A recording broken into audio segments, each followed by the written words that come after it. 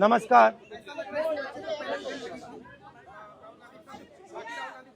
नहीं, देखिए, आप बोल रहे हो कि पैलेट गन लगी है, मगर मैं ये समझाना चाहता हूं पैलेट गन कब लगी है।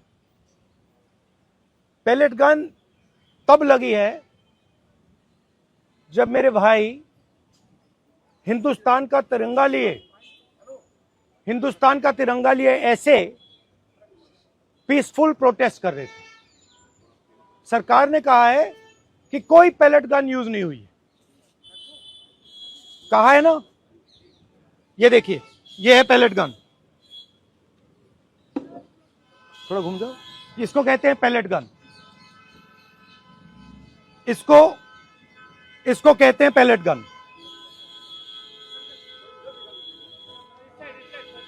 ठीक है। और इनकी आंख डैमेज हो गई है। इनकी आंख से इनको दिखाई नहीं दे रहा है। तो ये हमारे फ्यूचर हैं हिंदुस्तान के। ऐसे हजारों युवाओं पर पैलेट गन चलाई गई है, लाठी चलाई गई है, मारा गया है, पीटा गया है। और ये क्या कर रहे हैं? पीसफुल प्रोटेस्ट कर रहे हैं। क्यों कर रहे हैं? इनका पेपर लीक हुआ है। इन्होंने पुलिस का एग्जाम किया, मेहनत की, सालों मेहनत की, और फिर एक दिन इनको बताया गया कि भैया पेपर लीक हो गया है, आपके पास 60-70 लाख रुपए नहीं है, जिसके पास है वो पेपर खरीद के चला गया, आप जानो, आपका काम जाने। और ये लाखों लोगों के साथ हुआ है। इनके माता पिता ने मेहनत के पैसे से इनको अपॉर्चुनिटी दी। तो सरकार को झूठ बोलना बंद करना पड़ेगा। सरकार ने हमारे फ्यूचर पर आक्रमण किया है। और फ्यूचर क्या कह रहा है?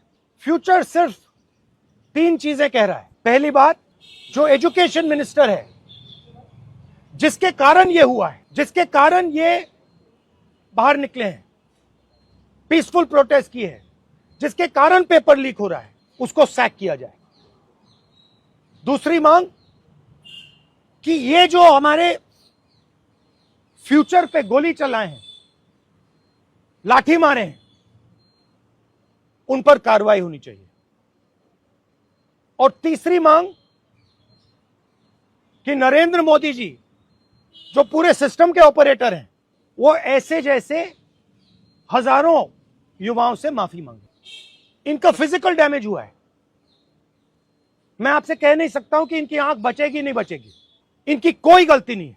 तो ये 3 मांगे हैं। हमारे स्टूडेंट्स को मारना बंद कीजिए, धमकाना बंद कीजिए, और ये मांगे पूरी कीजिए। कल दोपहर में इस पे बात करेंगे।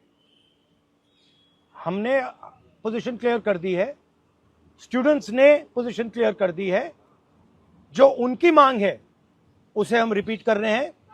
Dharmendra Pradhan is a criminal education minister.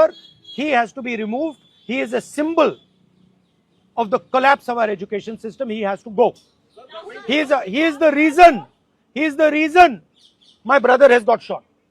He is the reason thousands of people are outside. He has to go. Thank you.